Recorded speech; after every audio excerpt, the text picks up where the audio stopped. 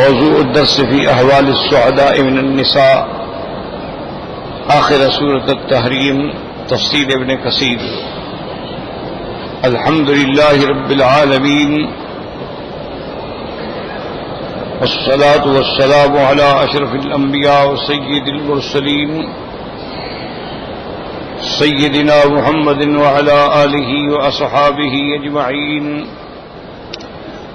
اللهم صل على سيدنا محمد وعلى آل سيدنا محمد كما صليت على إبراهيم وعلى آل إبراهيم في العالمين إنك حميد مجيد. أعوذ بالله من الشيطان الرجيم. بسم الله الرحمن الرحيم. وضرب الله مثلا للذين آمنوا امرأة فرعون إذ قالت رب ابن لي عندك بيتا في الجنة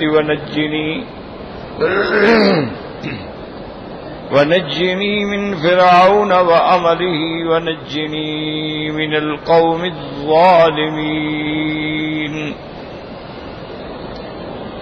ومريم ابنة عمران التي أحصنت فرجها فنفخنا فيه من روحنا وصدقت بكلمات ربها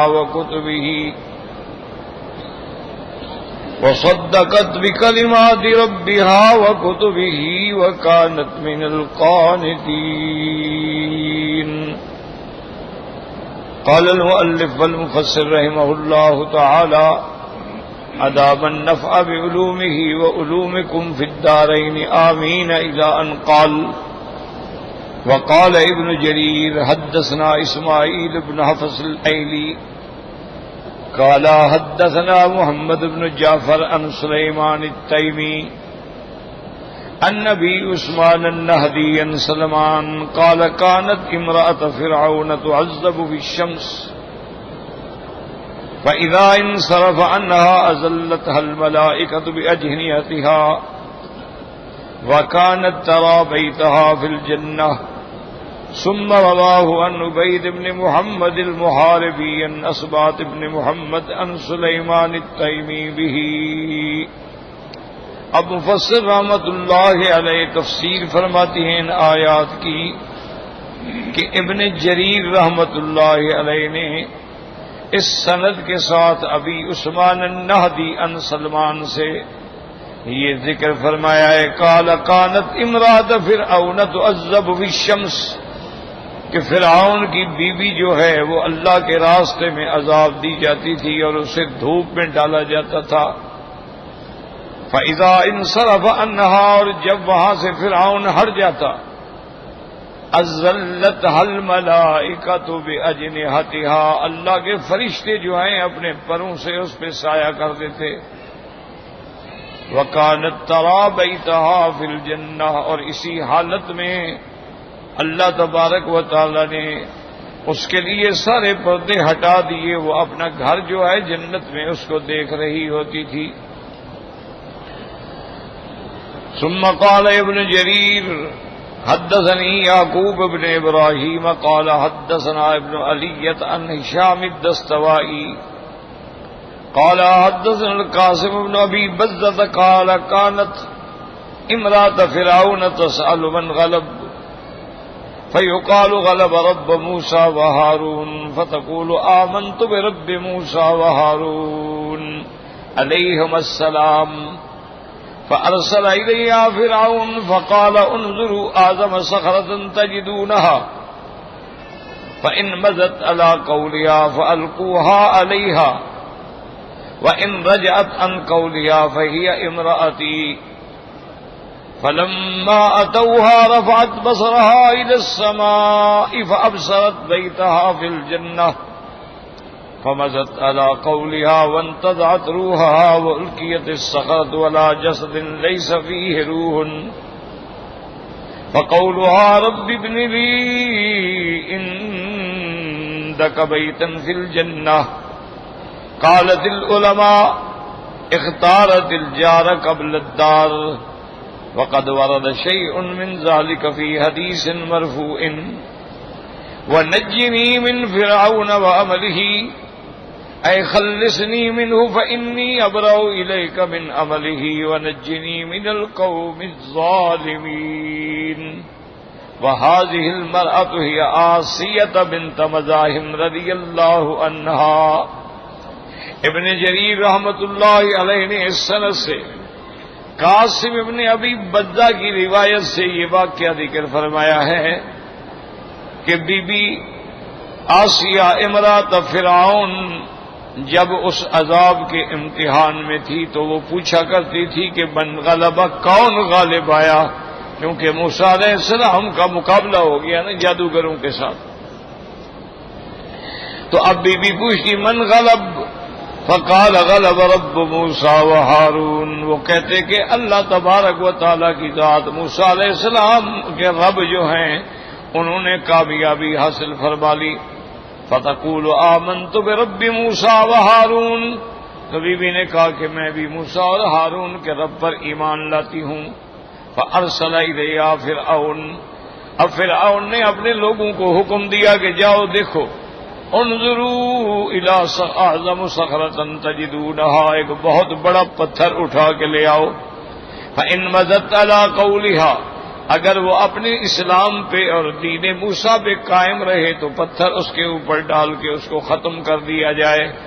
وَإِن رَجَعَتْ عَن قَوْلِهَا، اگر وہ اس سے ہٹ جائے فَهِيَ امرأتی، پھر وہ میری بیوی ہے. فَلَمَّا أَتَوْهَا رَفَعَتْ بَصَرَهَا إِلَى السَّمَاءِ. اب جب وہ پتھر لے کے آئے تو بیوی نے آسمانوں کی طرف نظر اٹھائی. فَأَبْصَرَتْ بَيْتَهَا فِي الْجَنَّةِ، جنت میں جو اللہ نے اس کے لیے گھر بنایا تھا اس کو دیکھا. فمضت علی قولہا، وہ اسی دین موسیٰ علیہ السلام پہ قائم رہی. وانتظرت روحہا، اب ان کے پتھر ڈالنے سے بھی پہلے اللہ کے حکم سے بی بی صاحبہ کا روح مبارک جو ہے وہ قبض کر لیا گیا. انہوں نے جب پتھر پھینکا تو ایک ایسے جسد پہ پتھر تھا جس کے اندر کوئی روح بھی نہیں تھا. اب اس کے بعد فرماتی ہیں کہ اس نے جو دعا مانگی تھی، رب ابن لی عندک بیتا فی الجنہ، قالت العلماء اختارت الجار قبل الدار. علماء نے اس کی دعا سے استدلال فرمایا ہے کہ دیکھو سب سے پہلے بی بی نے اچھے ہمسائے کی تمنا کی، پھر گھر مانگا. رب ابن لی عندک بیتا فی الجنہ. تو اس لیے علماء فرماتی ہیں کہ جب بندہ کوئی گھر لینا چاہے تو پہلے ہمسایہ دیکھے پھر گھر لے کہ بھی ہمسایہ کیسا ہے. اور اس کے بعد فرماتی ہیں کہ وَنَجِّنِي مِن فِرْعَوْنَ وَعَمَلِهِ، اے خلصنی منہ فإنی ابرأ الیک من عملہ. اللہ مجھے فرعون کے اور اس کے عمل سے بھی نجات عطا فرما. وَنَجِّنِي مِنَ الْقَوْمِ الظَّالِمِينَ، اور اس ظالم قوم کے اعمال سے بھی نجات عطا فرما. اب مفسر فرماتے ہیں وَهَذِهِ الْمَرْأَةُ، یہ وہ بیوی ہے جس کا نام آسیہ بنت مزاحم رضی اللہ عنہا تھا. تو اس بات کو دیکھیں، سب سے پہلے تو اس بات پہ آپ سمجھیں کہ جب آدمی ایمان لاتا ہے تو اس کو بہت بڑے امتحانات سے گزرنا پڑتا ہے. ایمان کوئی ایسی بات نہیں ہے، کوئی مذاق نہیں ہے، کوئی کہانی نہیں، قصہ نہیں. اسی لیے قرآن فرماتے ہیں الف لام میم احسب الناس ان يتركوا ان يقولوا آمنا وهم لا يفتنون.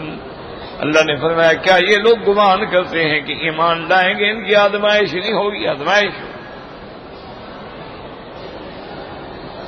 جیسے کہ آپ صحابہ کی زندگی پہ نظر ڈال لیں کہ جو لوگ سرکار دو جہاں پہ ایمان لاتے گئے امتحانوں میں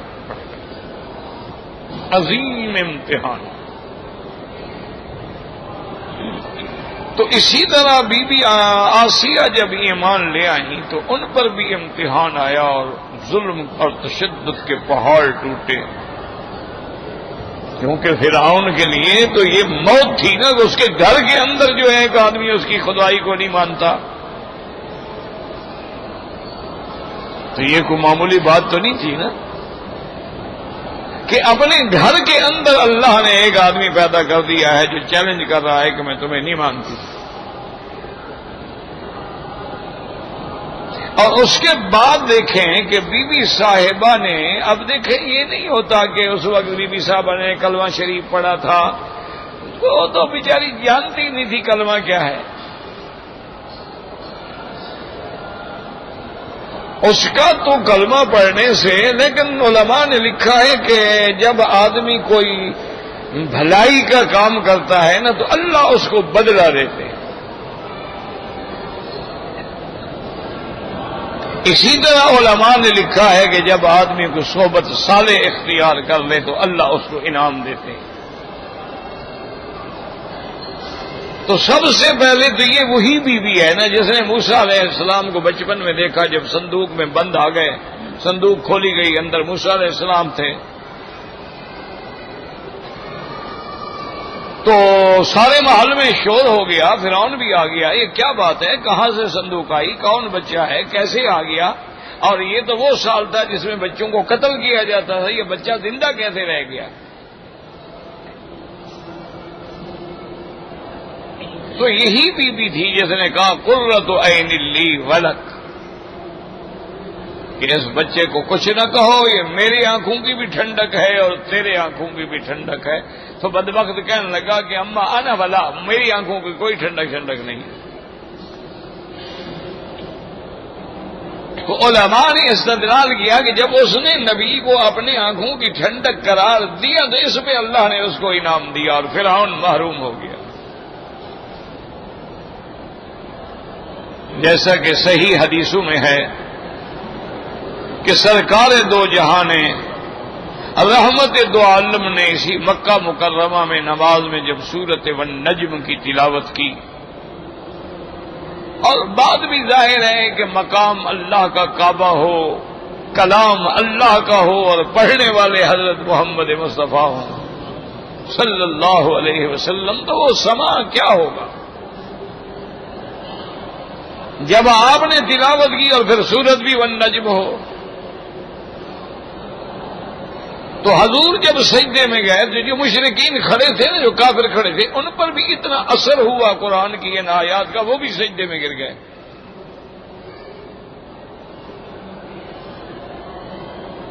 ایک کافر جو ہے وہ کھڑا تھا، اس نے ایسے مٹی پہ ہاتھ لگایا، ایسے کہا بس مجھے اتنا کافی ہے، میں اس سے زیادہ سجدہ نہیں کر سکتا.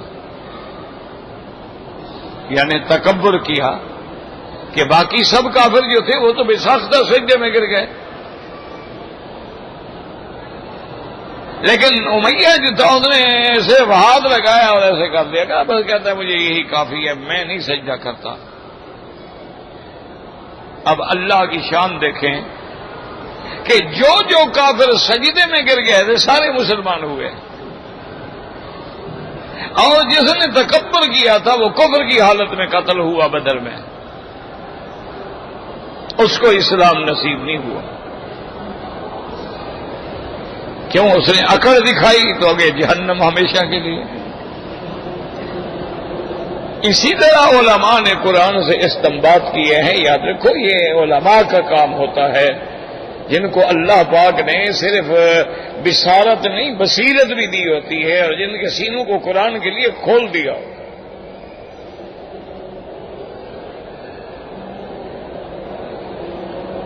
کہ جب حضرت موسیٰ علیہ السلام اور فرعون کے جادوگر جو تھے آمنے سامنے کھڑے ہو گئے، اور فرعون ہے، بادشاہ ہے، اس کی فوجیں ہیں،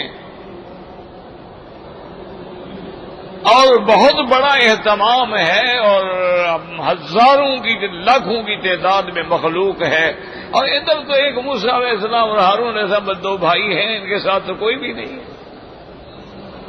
اللہ کے سوا تو کوئی نہیں ہے ان کے ساتھ. حق والے تو ہمیشہ تھوڑے ہوتے ہیں.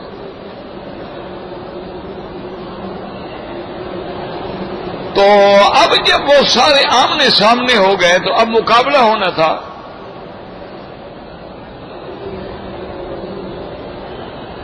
تو ان جادوگروں نے، ان کو تو ناز تھا نا کہ فرعون کی قوت ہمارے ساتھ ہے، لشکر ہمارے ساتھ ہے، اور ہم اتنی تعداد میں ہیں، نعوذ باللہ وہ بھی تو موسیٰ علیہ السلام کو جادوگر سمجھ کے آئے تھے نا مقابلہ کرنے کے لیے. دو آدمی ہمارا کیا مقابلہ کر سکتے ہیں؟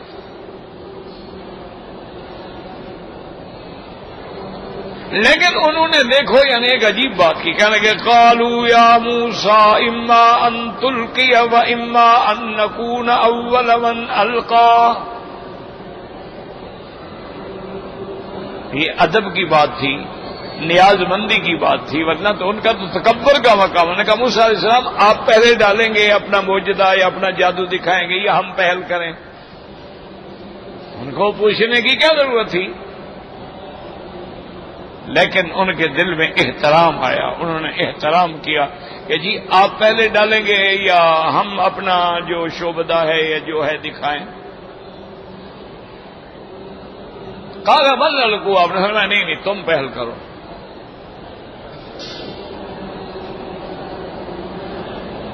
فلما القوا، اب جب انہوں نے وہ رسی اپنی بنائی ہوئی تھی وہ ڈالی تو 70,000 سانپ دوڑنے لگ گیا. انہوں نے سنا تھا نا کہ موسیٰ علیہ السلام سانپ کا معجزہ دکھاتے ہیں، لکڑی ڈالتے ہیں سانپ بن جاتا ہے. وہ بھی وہی جادو بنا کے لائے تھے کہ سب سانپ نظر آ رہے تھے. وہ سانپ نہیں تھے اصل میں. ان کے جادو سے، آنکھوں پہ جادو کر دینے سے، ہپناٹائز کر دینے سے اور کچھ ان پہ پارا شارا لگا دینے سے سورج کی جب شعائیں پڑی تو حرکت کرنے لگ گئے. تو لوگوں نے سمجھا او یہ تو ایسے آج کل دیکھو نا ربڑ کے سانپ ہوتے ہیں، ایسے معلوم ہوتا ہے جیسے کوئی حقیقی سانپ آگے آ گیا ہو.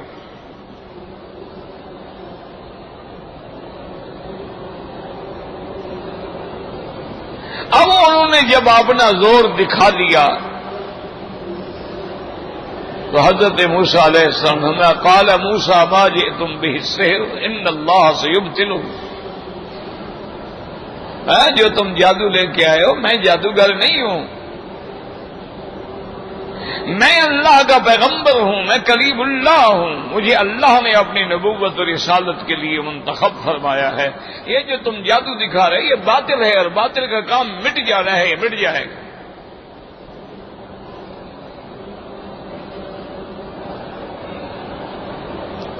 کچھ دیر کے لیے موسیٰ علیہ السلام کے دل میں بھی خوف پیدا ہوا کہ بھئی میں نے اگر عصا ڈالا سانپ بن گیا تو انہوں نے بھی تو سانپ بن کے دکھا دیے نا، تو لوگ سمجھیں گے بھی کوئی فرق تو نہیں ہے، اس نے بھی سانپ بنایا اس نے بھی سانپ بنائے.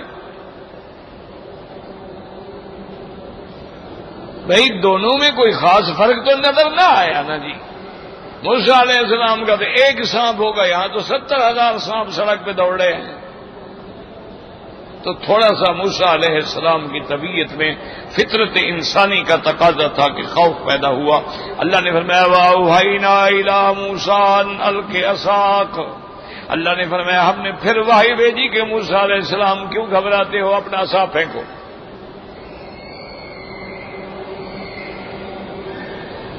اب موسیٰ علیہ السلام نے جب عصا پھینکا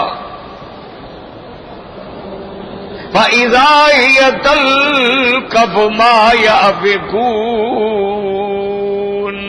فَوَقَعَ الْحَقُّ وَبَطَلَ مَا كَانُوا يَعْمَلُونَ. اب موسیٰ علیہ السلام نے جب عصا پھینکا تو اس عصا نے اتنا بڑا منہ کھولا اور سب کو نگل گیا، سب کو کھا گیا. وہ جو سانپ دوڑ رہے تھے سب پکڑ کے کھا گیا. اب حق حق ہو گیا، باطل باطل ہو گیا. فَأُلْقِيَ السَّحَرَةُ سَاجِدِينَ قَالُوا آمَنَّا بِرَبِّ الْعَالَمِينَ رَبِّ مُوسَىٰ وَهَارُونَ. اب جتنے جادوگر تھے سارے کے سارے سجدے میں گر گئے. انہوں نے کہا ہم نے سمجھ لیا آپ اللہ کے نبی ہیں، ہمارا ایمان ہے. یہ جادو نہیں ہو سکتا ہے کہ ایک لکڑی ڈالو وہ سانپ بن جائے اور ہماری 70,000 رسی کو کھا جائے اور پھر پکڑو تو لکڑی بن جائے. یہ جادو نہیں ہے، یہ معجزہ ہے، یہ اللہ کی قدرت ہے، لہذا ہم ایمان لاتے ہیں. تو علماء نے لکھا کہ انہوں نے جو موسیٰ علیہ السلام کا ادب کیا تھا نا کہ بھئی آپ ڈالیں گے جی یا ہم، تو اللہ نے اس ادب کی وجہ سے اسلام نصیب کر دیا. تو اس لیے قاعدہ ہے کہ وہی کامیاب رہتے ہیں جن لوگوں کو اپنے اساتذہ کا، علماء کا، بزرگوں کا، ائمہ کا، فقہا کا، محدثین کا، مجتہدین کا، تابعین کا، اصحاب رسول کا، پیغمبروں کا ادب ہوتا ہے وہی کامیاب ہوتے ہیں، بے ادب بے نصیب اور با ادب با نصیب۔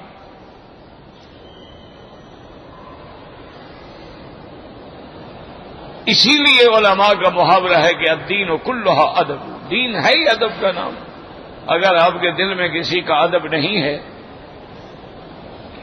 اللہ اکبر، ایسے تو نہیں بن گئے نا امام شافعی اور امام مالک اور امام ابو حنیفہ اور امام احمد بن حنبل، یہ لوگ ایسے تو نہیں بن گئے۔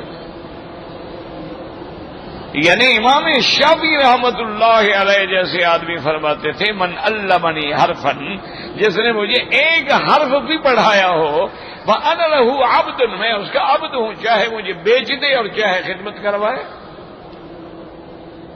ایک حرف، یہ ادب تھا۔ صحابہ کے ادب کا یہ عالم تھا، حضور کے سامنے ایسے بیٹھتے تھے کأنما علی رؤوس الطیور، کہ گویا ہمارے سروں پہ پرندے بیٹھے، ہم نے اگر حرکت کی تو اڑ جائیں گے، یعنی حرکت نہیں ہوتی تھی، نظر اٹھا کے حضور کے چہرے پر نہیں ڈال سکتے۔ ادب۔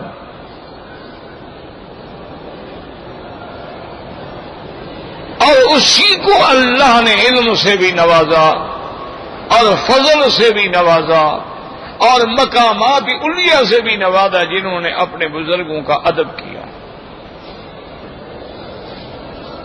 آج کل تو میرے بھائی اللہ رحم فرمائے، ہم ایسے دور سے گزر رہے ہیں کہ ہمارے نوجوان ساتھی دو چار کتابیں بیچارے پڑھ لیتے ہیں، اور پھر اگر کوئی بات کہے چھوڑو جی کون ابو حنیفہ، کیا امام امام امام لگا رکھا ہے، چھوڑو جی امام، ہم نے نبی کی بات ماننی ہے، صحابی کا قول پہ ہو، چھوڑو جی صحابی کی بات ہے نا۔ تو نعوذ باللہ ثم نعوذ باللہ، جب سب کا ادب ختم ہو جائے گا پھر انجام بڑا خطرناک ہوتا ہے۔ اس لیے علماء اہل حدیث میں ایک بہت بڑے عالم گزرے ہیں، حضرت محمد حسین بٹالوی رحمت اللہ علیہ، وہ فرماتے تھے کہ مسلک کے اہل حدیث کے لوگ جو ہیں یہ بالکل تلوار کی دھار پہ کھڑے ہیں، اگر ان سے ذرا بھی غلطی ہو تو گردن کٹ جائے گی، پھر یہ منکرین حدیث بن جائے، کیونکہ سارے مرحلے تو ختم ہو گئے نا جی، نہ امام کو مانے، نہ مجتہد کو، نہ محدث کو، نہ صحابی، باقی تو حضور کی ذات ہے نا۔ تو جہاں حدیث سمجھ نہیں آئے گی وہی انکار کر بیٹھیں گے، اور جس کے دل میں استاد کا ادب ہے، امام ابو حنیفہ کی بات کو بھی وہ نہیں ٹالتا ہے، تو اللہ کے نبی کی بات کو کیسے چھوڑے گا؟ اسی لیے ان کا ذہن ایسا بن گیا ہے، اللہ ہدایت دے۔ ہمارے ساتھی ہیں، بھائی ہیں، بچے ہیں، اللہ ان کے حال پہ رحم فرمائے۔ سب سے پہلے بس یہ کہ بھئی آپ نہ آ گئے ہیں ظہر سے پہلے، آپ نے 2 رکعت پڑھ لی تحیت المسجد، بس اور کسی سنت کی کیا ضرورت ہے؟ بس 2 رکعت آپ نے پڑھ لی ہے، تو 4 رکعت سنت سے آپ کو محروم کر دیا۔ اچھا بعد میں 2 رکعت سنت ہے، پڑھ لو تو ثواب ہے اور نہ پڑھو تو کوئی ایسا مسئلہ نہیں، وہ 2 سنتیں بھی گئیں۔ اچھا بھی اشراق اور ضحیٰ نے کہا ٹھیک ہے سنت ہے، پڑھو پڑھو، نہ پڑھو نہ پڑھو۔ صلاۃ التسبیح ہے، انہوں نے کہا نہیں یہ تو بدعت ہے۔ 20 رکعتیں تراویح پڑھنے، انہوں نے کہا نہیں یہ بھی بدعت ہے، یہ تو حضرت عمر کا فیصلہ ہے۔ اور جمعہ سے پہلے ایک اذان دینا اور پھر منبر پہ جب امام بیٹھ جائے اذان دینا، پھر انہوں نے کہا یہ تو بدعت ہے، تو حضرت عثمان نے نکالی تھی، حضرت ابو بکر حضرت عمر کے زمانے میں تو یہ نہیں تھی۔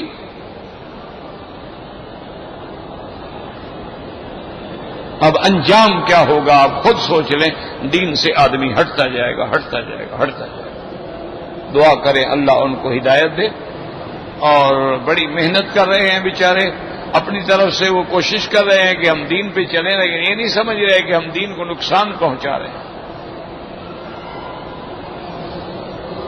اب یہ سر سے کپڑا اتار کے نماز پڑھنا دیکھ لیں، یعنی ہر آدمی نے مسئلہ بنا لیا ہے کہ سر پہ کپڑا رکھنا ہی نہیں۔ یعنی ان کی ابھی علامت بن گئی ہے، سمبل بن گیا ہے۔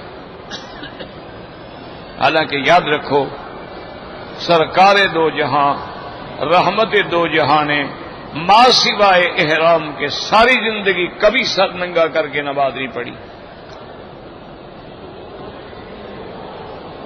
ایک ہے جائز ہونا، وہ تو قمیض نہ ہو تب بھی نماز جائز ہے۔ ایک آدمی کی قمیض نہ ہو، صرف شلوار ہو، جائز ہے۔ لیکن یہ تو کسی جگہ نہیں لکھا ہوا کہ کپڑا بھی ہے، طاقت بھی ہے، ٹوپی بھی ہے، لیکن نہیں پہنتا۔ حتیٰ کہ ایک بہت بڑے عالم گزرے ہیں، وہ بھی اہل حدیث تھے، حضرت محب اللہ شاہ پیر پگاڑا جو تھے نا، ان کے دو حصے تھے، ایک پگارا کہلاتے تھے، ایک جھنڈا کہلاتے تھے۔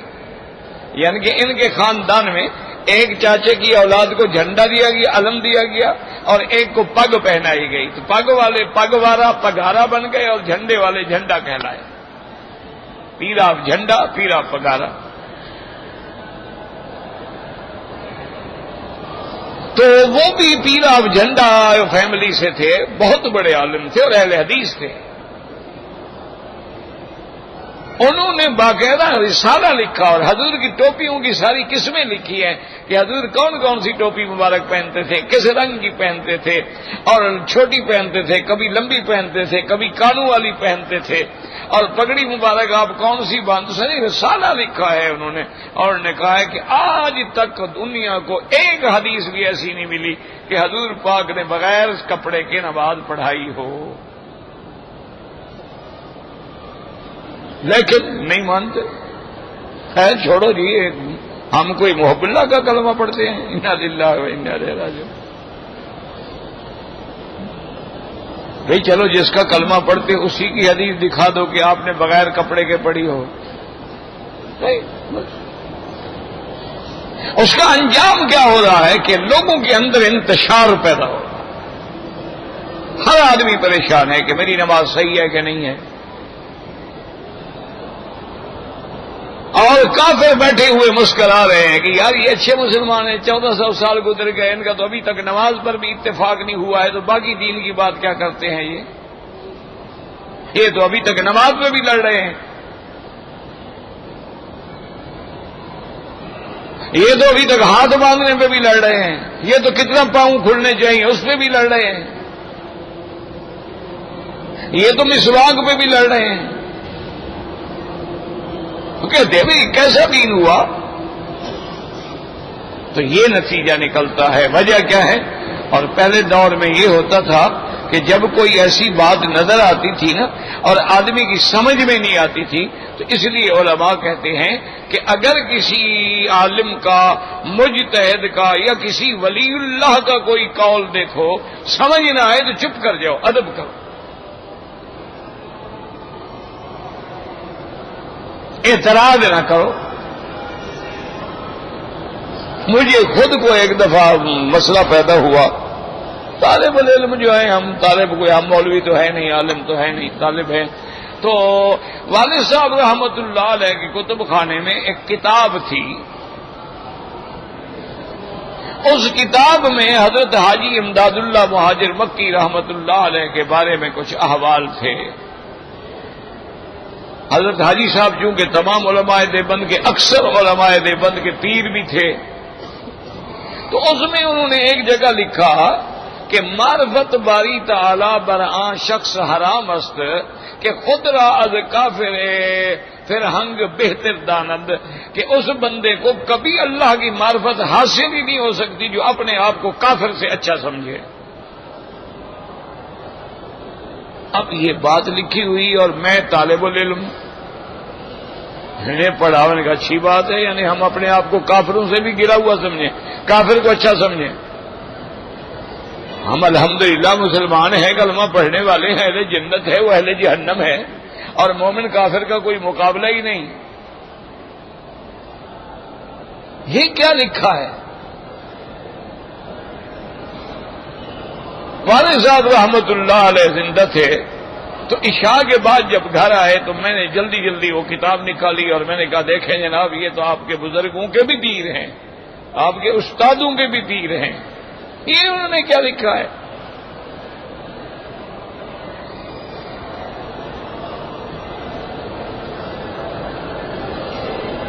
وہ سنتے رہے. بولے کیا لکھا ہے, چلو پڑھ کے سناؤ. ان کی نظر ذرا کمزور تھی نا, تو میں نے پڑھ کے سنایا. کہنے لگے کیا ہے؟ میں نے کہا حضرت اتنی بڑی غلطی کہ ہم اپنے آپ کو, کافر کو اپنے آپ سے بہتر سمجھیں. یہ اچھے پیر ہیں بھائی, اچھا سبق پڑھا رہے ہیں مریدوں کو. تو ان نے دیکھا مجھے اور کہا بے وقوف آدمی, جب تمہیں علوم تصوف کا علم ہی نہیں ہے تو وہ کتابیں اٹھا کے کیوں پڑھتے ہو؟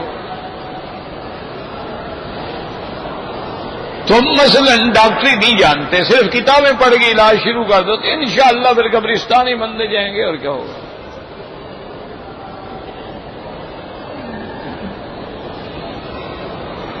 میں نے کہا جب تمہیں پتہ ہی نہیں ہے کہ علم تصوف, علوم تصوف کیا ہوتے ہیں, ان کے کیا مصطلحات ہوتے ہیں, کیا چیزیں ہوتی ہیں, خامخواہ چیزیں کیوں پڑھتے ہو؟ تم طالب العلم ہو, اپنی کتابیں پڑھو.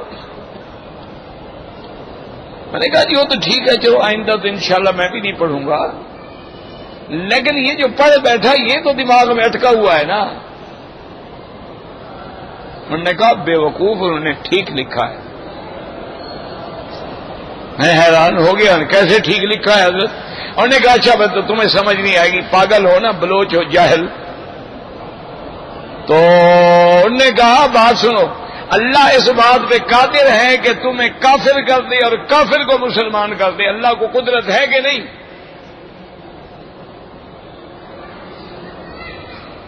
میں نے کہا جی اس میں کیا شک ہے؟ تم نے کہا انہیں یہی لکھا ہے کہ عقل نہ دکھانا, کبھی ایسا نہ ہو اللہ اس کو مسلمان کر دے اور تمہیں کافر کر کے مار دے.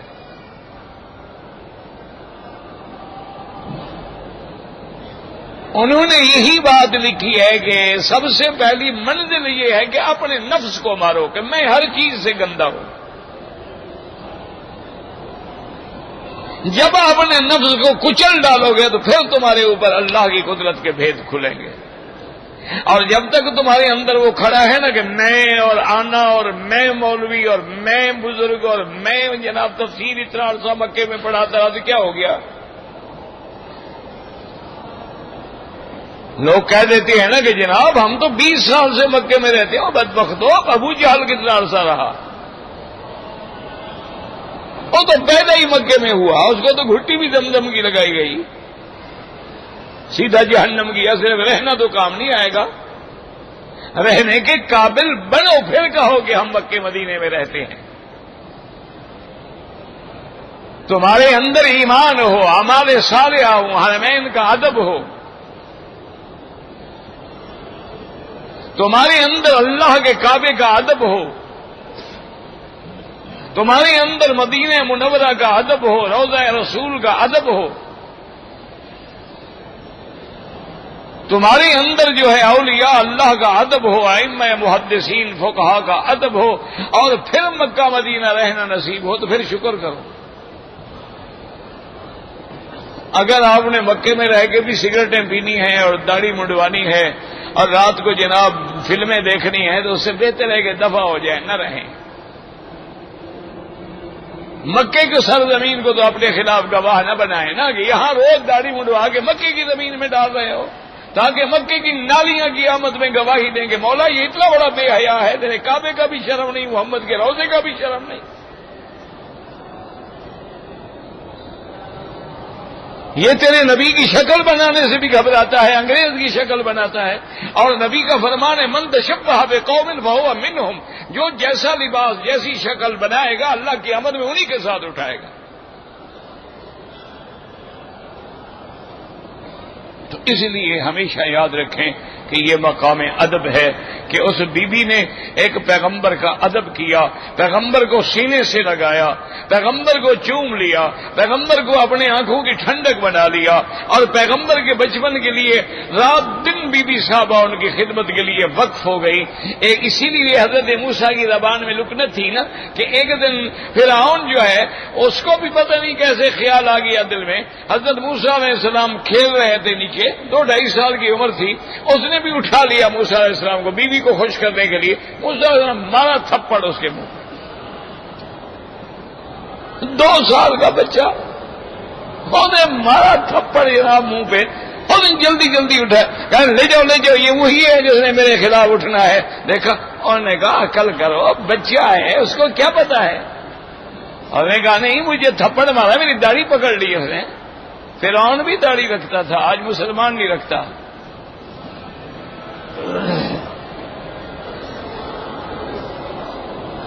اور اس نے کہا بادشاہ سلامت، آپ تو ایسے 2 سال کے بچے کو پتا ہے بھلا تم کون ہو؟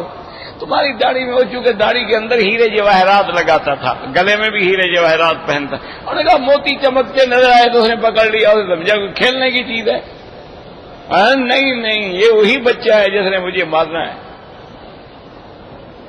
فرعون ہار گیا. تو بی بی صاحب نے حضرت موسیٰ علیہ السلام کو بچانے کے، اس نے کہا اچھا دیکھو موسیٰ علیہ السلام کا امتحان کرتے ہیں.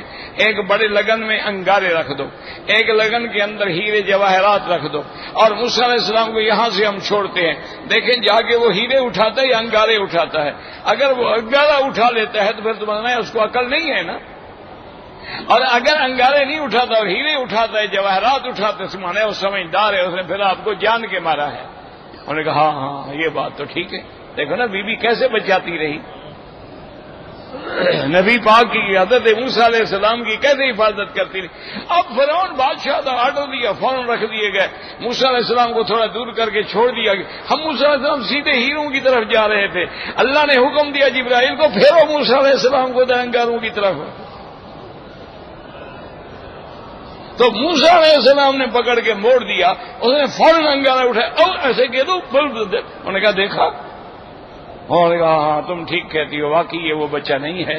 تو اس سے زبان آپ کی جل گئی تھی، جس کی وجہ سے لکنت آ گئی تھی، جس کی وجہ سے پھر حضرت نے دعا مانگی تھی رب اشرح لی صدری یسر لی امری واحلل عقدۃ من لسانی یفقہوا قولی.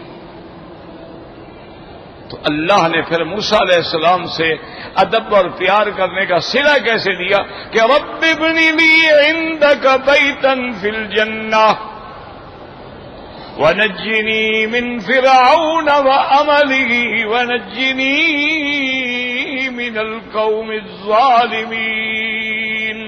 اللہ نے فرمایا جبریل جنت تو اپنے وقت پہ ملے گی، لیکن میں نے بی بی کی دعا منظور کر لی ہے، سارے پردے آسمانوں تک ہٹا دو، بی بی کو جنت کا گھر دکھلا دو. اللہم ارزقنا الفردوس الاعلی بغیر حساب.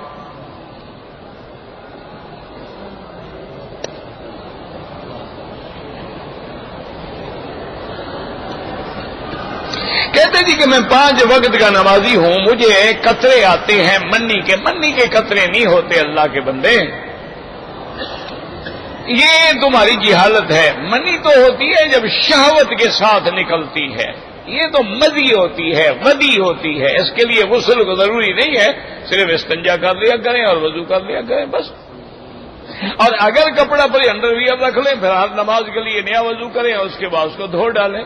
یہ منی نہیں ہوتی، جو بھی سفید چیز ہو وہ منی نہیں ہوتی ہے. یہ جو ہے حضور پاک نے یہ بھی ہمیں سمجھایا ہے کہ ماء المرأۃ اصفر، عورت کی منی جو ہے پیلے رنگ کی ہوتی ہے اور مرد کی منی جو ہے ابیض غلیظ سفید ہوتی ہے اور گاڑھی ہوتی ہے، اور پھر وہ شہوت سے اور ٹپک کے نکلتی ہے، جس کو اللہ کے قرآن نے بھی بتایا ہے فَلْيَنظُرِ الْإِنسَانُ مِمَّا خُلِقَ مِن مَّاءٍ دَافِقٍ، اس پانی سے جو ٹپک کے جاتا ہے تبھی تو رحم میں پہنچتا ہے نا. اور منی کی علامت یہ ہوتی ہے کہ اگر منی نکل جائے تو آدمی کا عضو جو ہے وہ ٹوٹ جاتا ہے، اس کی شہوت ختم ہو جاتی ہے. لیکن مزی یا ودی وہ تو پیشاب سے پہلے بھی آ جاتی ہے، پیشاب کے بعد بھی سفید قطرے آ جاتے ہیں، تو اس کے لیے غسل نہیں ہوتا ہے.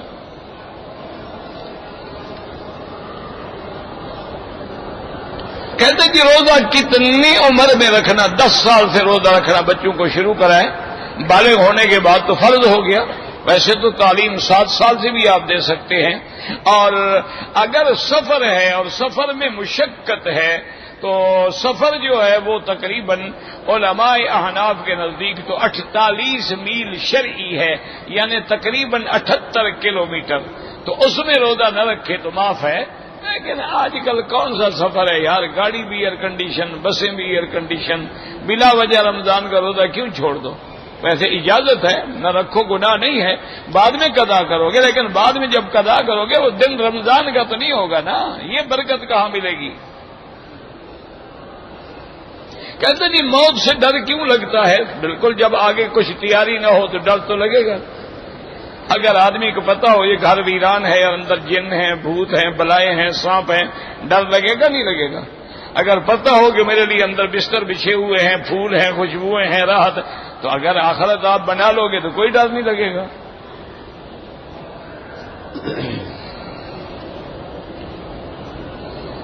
پورے مکے میں، پورے حدود حرم میں جہاں بھی نماز پڑھو انشاءاللہ 1 کا لاکھ ملتا ہے۔ کہتے ہیں کہ بعض لوگ جو ہیں کتاب فضائل اعمال پہ بڑا اعتراض کرتے ہیں، اللہ ہدایت دے ان کو۔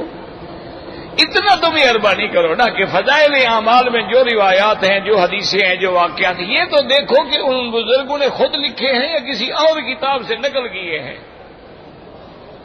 اگر نقل کیے ہیں تو جس کتاب والے نے لکھے ان پر اپنا غصہ نکالو، ان پر کیوں آپ کو غصہ آ جاتا ہے؟ اور پھر یاد رکھو کہ یہ تو معنی نہیں ہوتا کہ جو بھی حدیث ضعیف ہو اس کو چھوڑ دو۔ فضائل اعمال میں تو حدیث ضعیف تمام محدثین کے نزدیک مستند ہے۔